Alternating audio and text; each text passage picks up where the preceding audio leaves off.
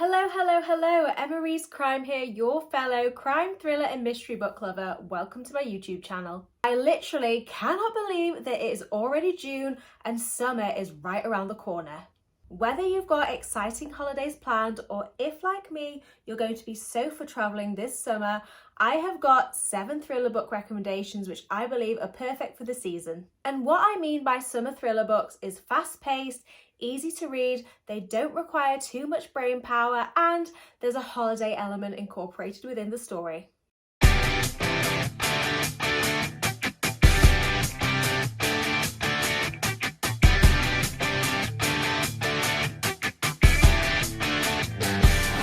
Before I get started, I've had some really exciting book mail this week and I just wanted to really quickly show you. My pre-order came for Atmosphere by Taylor Jenkins Reid. Obviously her books are very off-brand for me, but I always find that they are such great palette cleansers.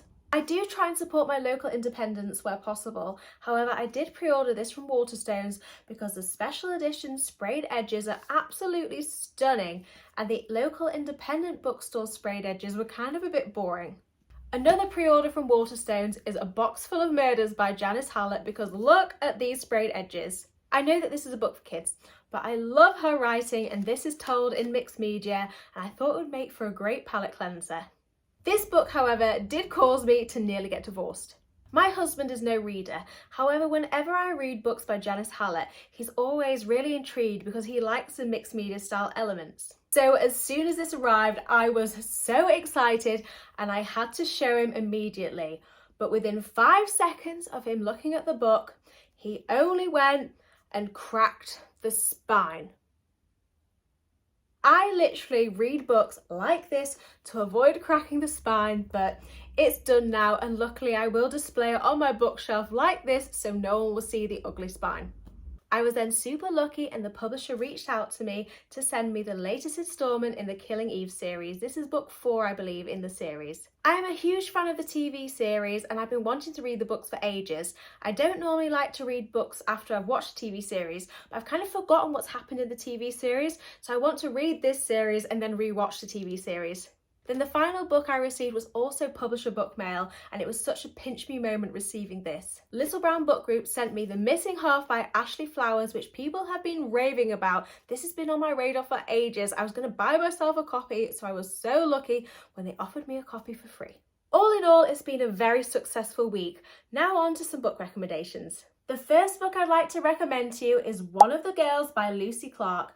Lucy Clark is the queen of destination thrillers. I didn't love her most recent release, The Surf House, so I thought I'd recommend this one instead.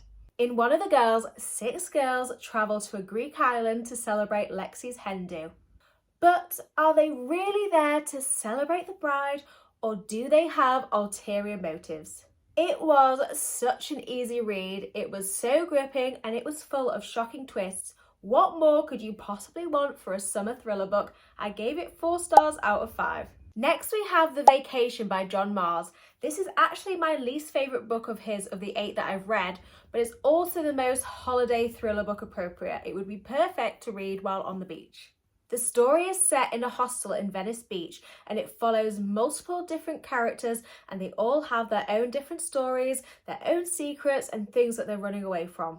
Don't get me wrong, even though this is my least favourite John Marrs book so far, I still found it really enjoyable. It was light and easy. The story follows 8 main characters and what I felt let this book down was that there was too many characters, so the book was quite chunky and at times it did drag a bit. Some of the characters' different stories do intertwine together quite nicely, but some of them are kind of a bit random and in my personal opinion, the book could have done without them. I gave it 3.5 stars out of 5, however, if I was reading on a beach, maybe it would have been a 4-star read for me. If the cover of One Perfect Couple by Ruth Ware doesn't scream beach summer thriller read, then I don't know what will. 5 attractive couples take part in a reality TV dating show located on a remote island. Unexpectedly, a huge tropical storm hits the island and who will make it out alive? I do think that the reality TV show trope is being really overdone at the moment, particularly last year when this book was released. However, I thought that this was done really well and it stood out compared to a lot of the other books following this trope. The book is described as Then There Were None meets The Traitors. I've not read And Then There Were None, but I definitely disagree. It did not give The Traitors vibes whatsoever. I did find the book a little slow paced to start off with. However, once that storm hits, the story really kicks off. There were also quite a lot of characters to keep up with, and some of them had similar names, so at times it was a bit confusing and I got them mixed up every now and again. And again, as with the other two books, it was just a light, easy, fun thriller book. I did really enjoy it and I gave it 4 stars out of 5. Next up is The Inheritance by Trisha Sacklacher, which you might have heard me rave about in past videos. It is the epitome of rich people behaving extremely badly, really toxic family dynamics, an isolated setting, and £300 million of inheritance up for grabs. As this is set in a remote island in Scotland, I am absolutely classing that as a holiday destination. As with the reality TV show trope, I do think that rich people behaving badly is being overdone, but it was done absolutely fantastically in this book. I enjoyed the flow of the story, and there was twist upon twist upon twist. It was so shocking and fantastic. This is the first book I read in 2025, and I'm a mean star giver, and no one was more shocked than me that I gave it 5 stars out of 5. I've recommended this book to a few people and they've all enjoyed it. The lowest star rating I've seen someone give it after my recommendation is 4, so that is pretty high. This is probably my least favourite book of the 7 books, but I really wanted to include it within this video, and that book was They Had It Coming by Nikki Smith. This story follows 2 sets of couples who have been friends for years. One of the couples moved to Bali, and then a few months later the other couple come to join them for a few months. However, once they're reunited, cracks begin to appear in their friendships. What I absolutely adored about this book was the fact it was set in Bali, because I am desperate to go there, and this book made me want to go there even more. The characters were definitely really unlikable, but that did add to the enjoyment of the story. I would have liked the book to have started a few months earlier in the timeline, just because it would have been good to gauge what their friendship was like before Bali. The pacing was quite slow, particularly at the start, but it does pick up towards the end. And as you get closer and closer towards the end of the book, you are just hit with twist after twist. Some were shocking and some were predictable and some were just a bit over the top. What I will say is I don't think I was in the best headspace when I read this book, because I was reading it during a house move, so I do feel like I couldn't give it my full attention, so that might have impacted my enjoyment of the story a little bit. I gave this book 3.5 stars out of 5, so I did enjoy it, it just didn't blow me away. We are now 5 books down and 2 to go. If you've made it this far, if you're able to hit that subscribe button, I can't even begin to tell you how much that would mean to me. Now on to the final 2 books. Next up is a book by my favourite author, Jo Spain.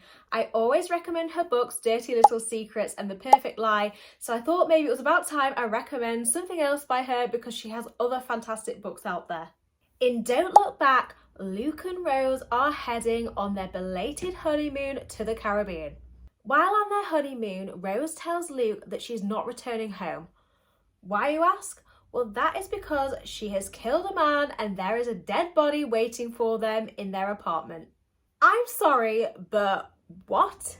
Jo Spain's books are always written so cleverly, yet they're really easy to follow, and that was certainly the case for Don't Look Back. Think you've sussed her out, you think you worked out the twist, but oh no, you are so wrong. It's definitely the kind of book that you can binge in one sitting. I thought it was absolutely brilliant and I gave it 4.5 stars out of 5. My final summer thriller book recommendation is One Last Secret by Adele Parks. Dora is an escort, but she has fallen in love. Before giving up her career, she decides to take on one last job pretending to be a client's girlfriend in a chateau in France. When I initially started this book, I was so annoyed with the main character. It felt like she was being so dishonest to her fiancé. I did get over that pretty quickly, however, because if she didn't take on that final job, then there would be no book. Even though I was initially frustrated with the main character, I was also hooked immediately. The pacing was great, I thought it was written really well, and there are plenty of twists to keep you guessing. I gave it 4.5 stars out of 5. Thank you ever so much for taking your time to watch this video. As always, let me know what you think in the comments. Thank you, bye!